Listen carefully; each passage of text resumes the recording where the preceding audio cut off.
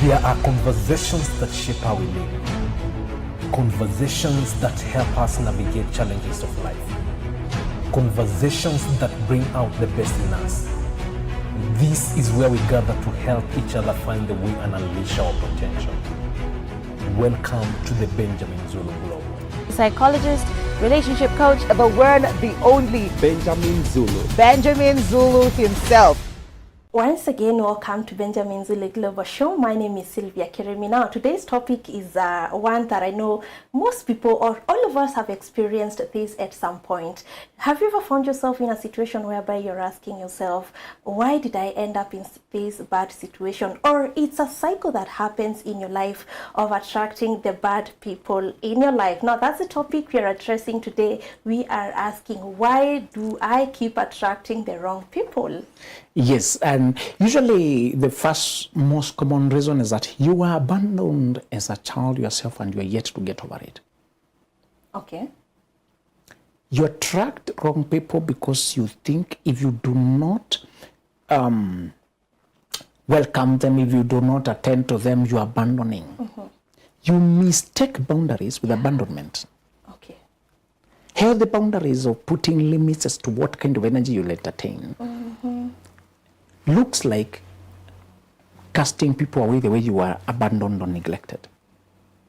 When you are still hurting from neglect, you don't know how to put limits on your access to yourself. This is a projection of having cried for your parent or loved one or to be... Children are very vulnerable. One reason they keep crying is because they're very vulnerable. Mm-hmm. They can't do things for themselves. Yeah. There's a stage where it's very interesting. Before they learn how to crawl, they usually fall. They learn how to sit, then they start reaching for things. Yes.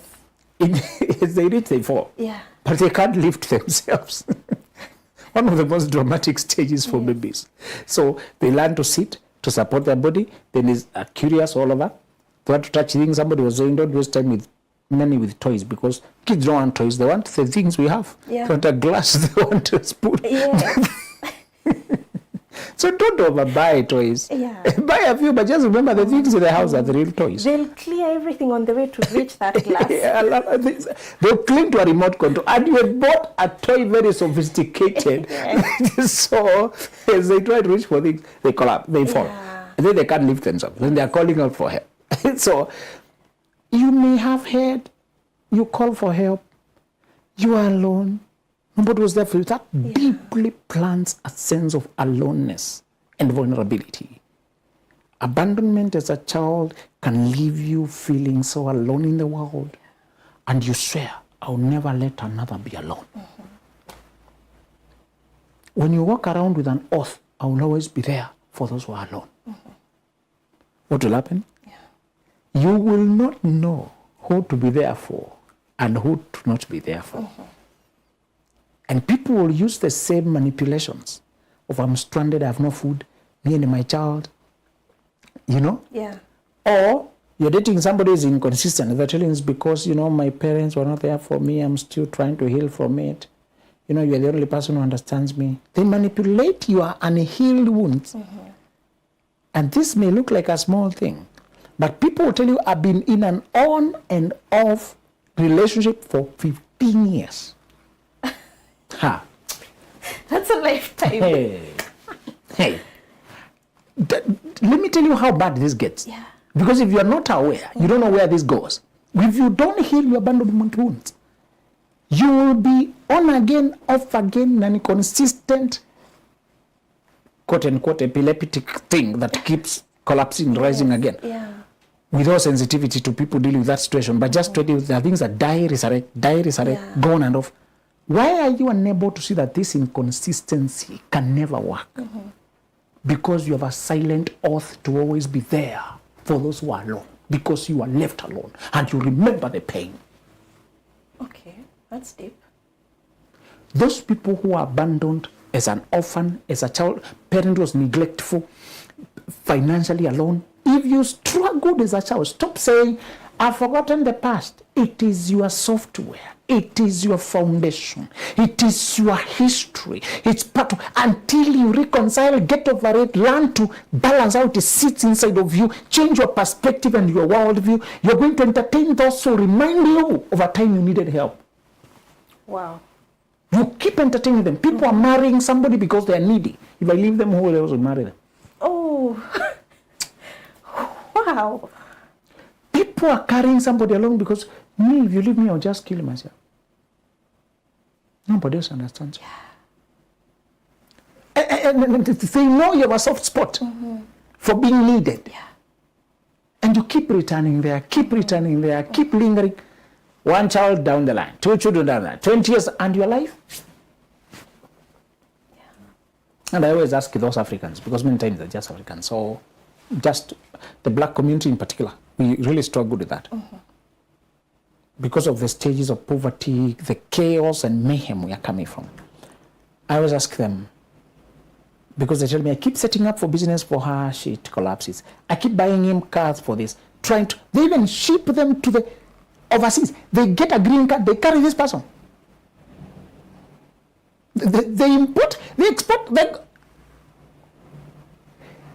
I tell you, these people, sometimes they get a child with that person, and now it's complicated because now there's even a child, you want the child to have the other parent. Yeah. So you go all the way out. And I ask them, is it cheaper to invest in all these problems than to just spend some money and go to therapy and process your past? They don't diagnose their past as being the problem. They think, who I am, I know pain, so I don't want people suffering. Who I am. That's not who you are. Yeah, I know you're carrying someone's burden. And that's just trauma. Unhealed trauma. Yeah. Can we normalize healing? Can we normalize walking into therapy? Let me surprise you that you found people are midlife and they're working and they have no other obligations, but they can't invest in therapy. It doesn't ring as important.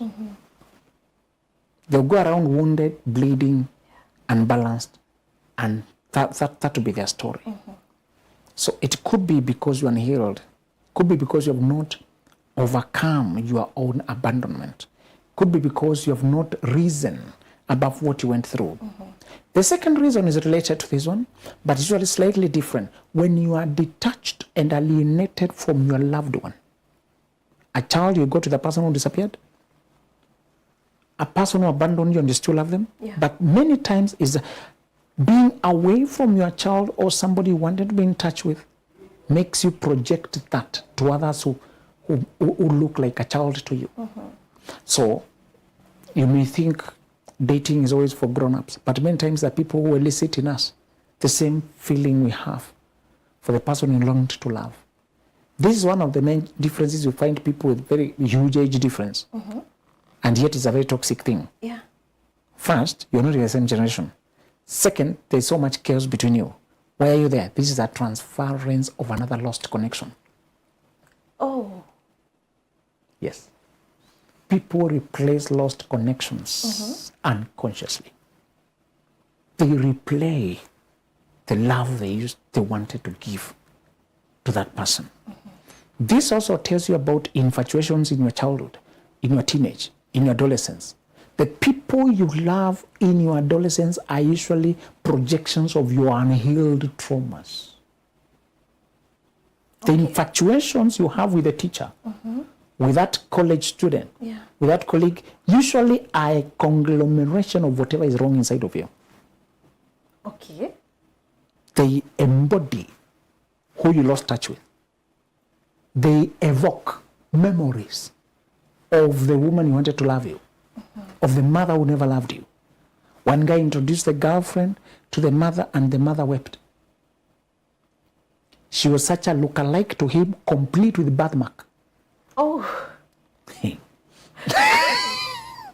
Okay. This guy was looking for his mother unconsciously, but he couldn't tell. It's the mother who could see it. I get it now.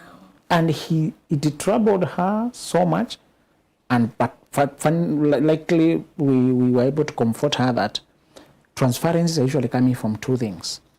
A very absent parent or a very present parent whom he wants to continue. You may be so loving that he thinks people like you are the ones who are loving.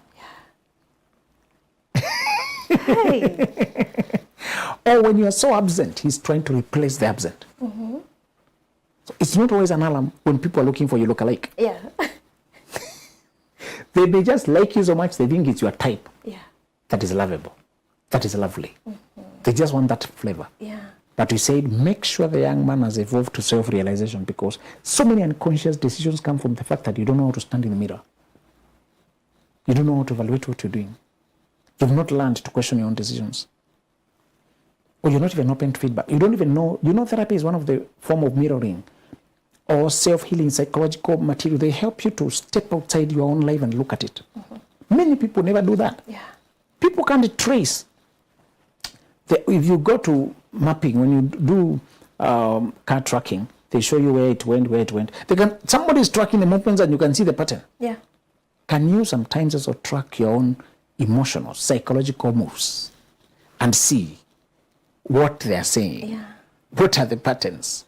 So many times it's because you have a longing for a person you lost touch with, and this person resembles them.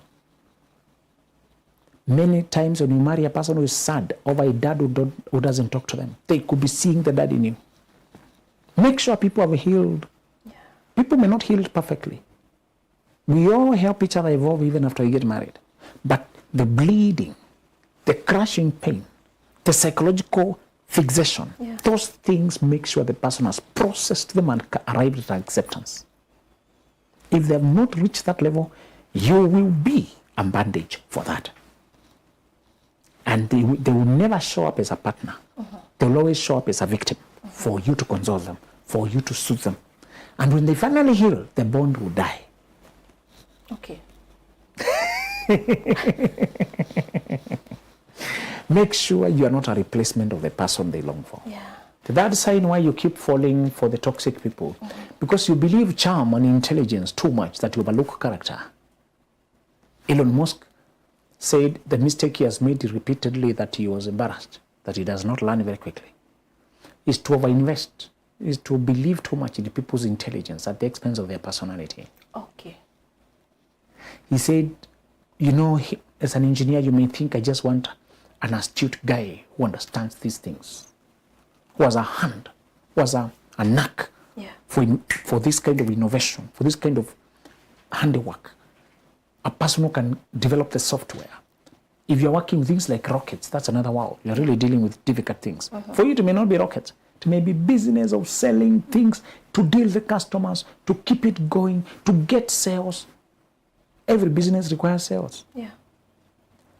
The person who can get... So you may think you just want a person who can make sales. He said, it matters that a person has a good heart, that this business is not just making money, it also cares about people. Yeah. That we leave people at a better place than we found them, that we serve them in a humane way. In the long run of things, what will matter most is the impact you had on people's lives, not just the money you brought to their accounts. He said, I came to realize that it matters that a person is true, loyal, honest. It matters that a person has a warm spirit, warm heart. Yeah. It matters that a person will have self-respect. They will not compromise. They have integrity. It matters. He said, those are the issues that in the end come to become deal breaker. When push comes to shove, sometimes is somebody choosing to keep their promise, to be true to what they said, to stick to company ethics, or to go for selfish shortcuts, Yeah. or to forget about what they need to do. So you could be attracting toxic people because you get impressed by how your conversations flow, how they are knowledgeable, Yeah. how they are intelligent and witty, funny. That is very appealing.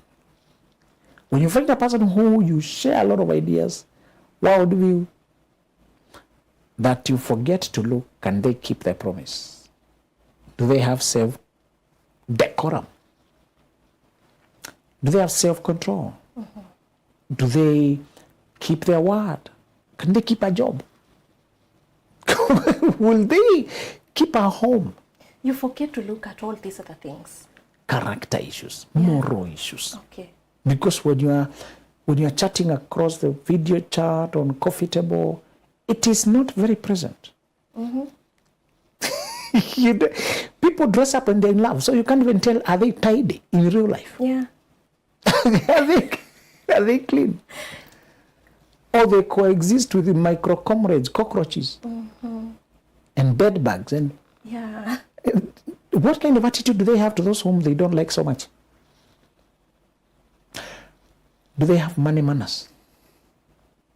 Can they coexist with money? Are they driven to achieve?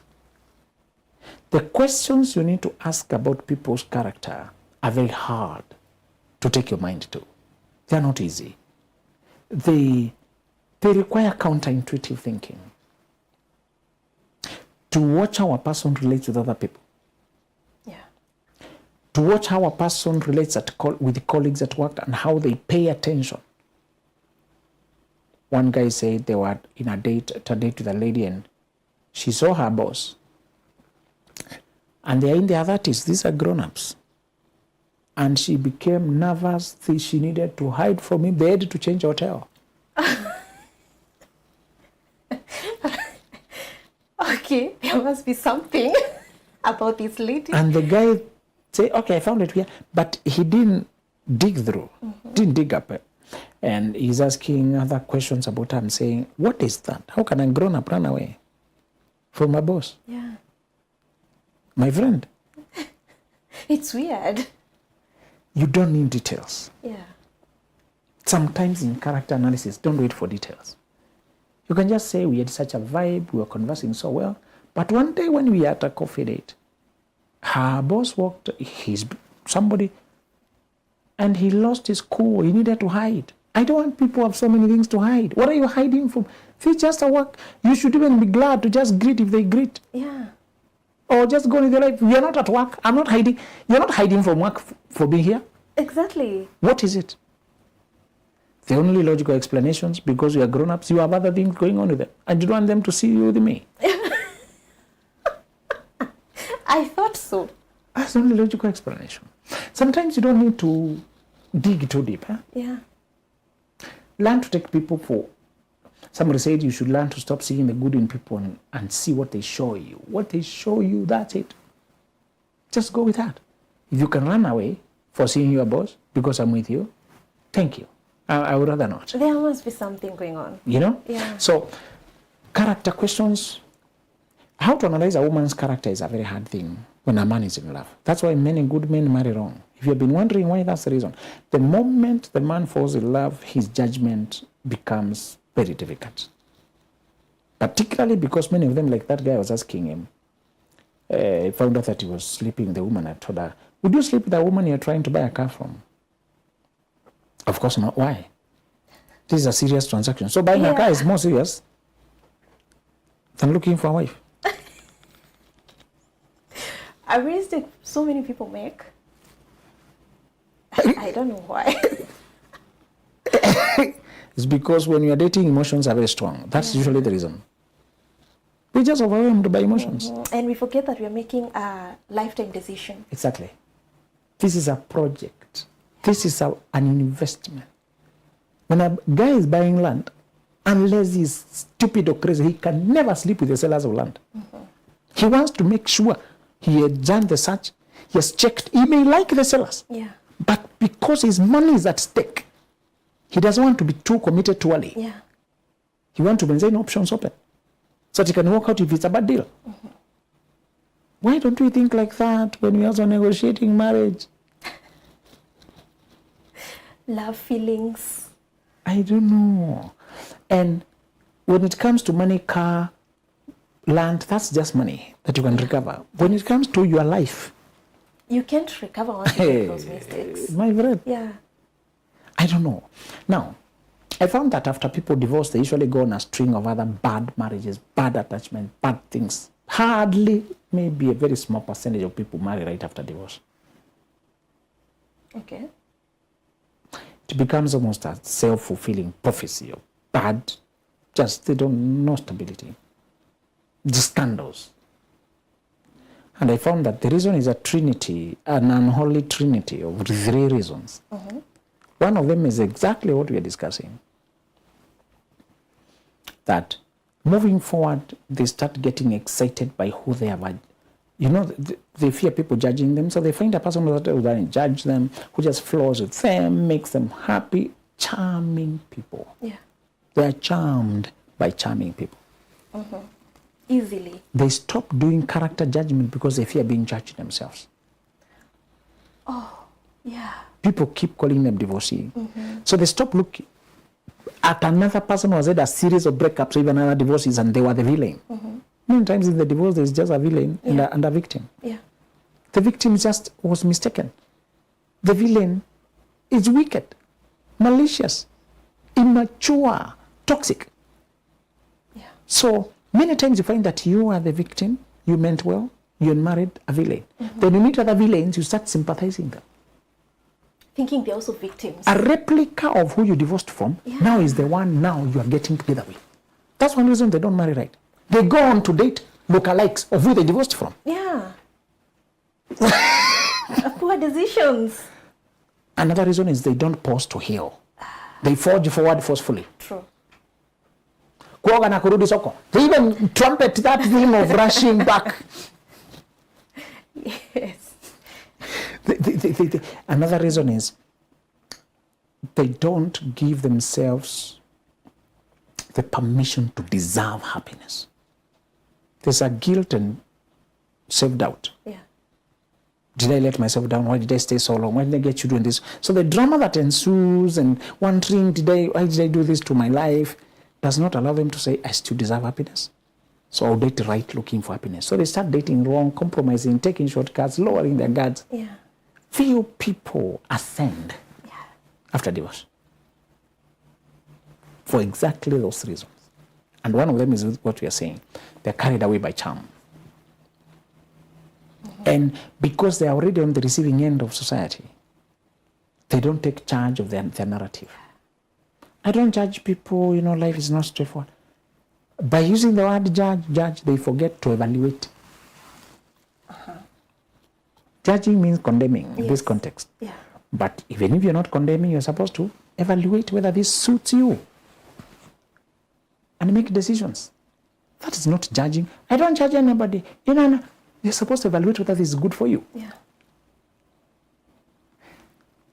Others, because they lost something that was dear to them, their self-esteem was so injured, they were so affected, they lose their sense of deservingness.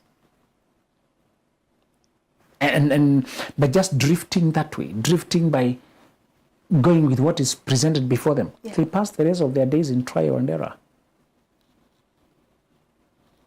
Divorce is like an amputation. You need another occupational therapy to adapt to another way of life. Yeah. When you lose something you had invested in, you cannot remain the same. I don't know why people are so casual. You need healing.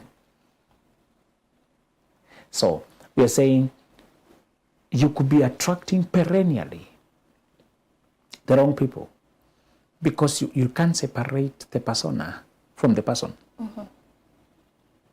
And people keep charming you using the same way.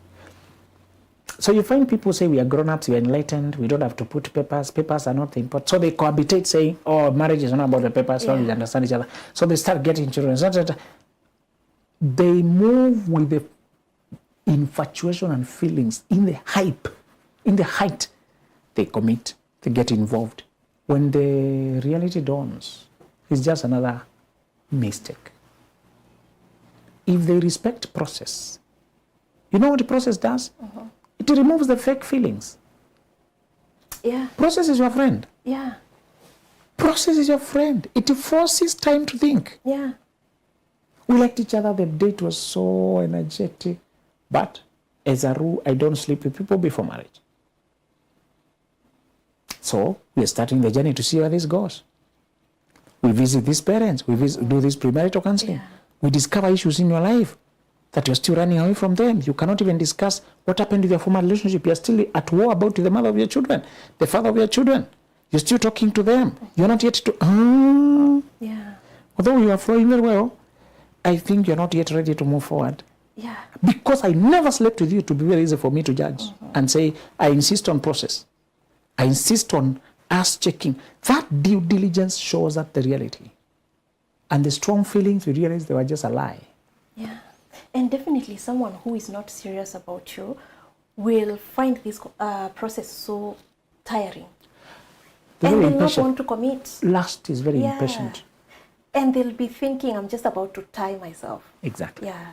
So just to tell you that it could be a repetitive cycle because you keep looking too much at the energy between you, not looking at who the person is when they are by themselves, because that's what you deal with in the long run. Yes. Wow, such a serious conversation there. And to relax, definitely sometimes when we find ourselves in these situations, we need moments of relaxing.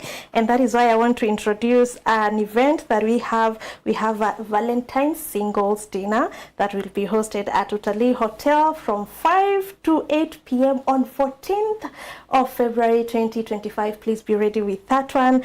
We have physical tickets at 4,000 and virtual at 3,000. Dress code is definitely gonna be red, and that will be an amazing look. Please get yourself a ticket and go relax and learn. It's also important for me to remind our viewers that we have this amazing book that Benjamin Zulu has written for the pre-25s. It's a masterpiece for every pre-25. It's called The Young Visionary. This book, you can find it on www.benjaminzuluglobal.com. Thank you so much for being here. Bye-bye. There are conversations that shape how we live. Conversations that help us navigate challenges of life.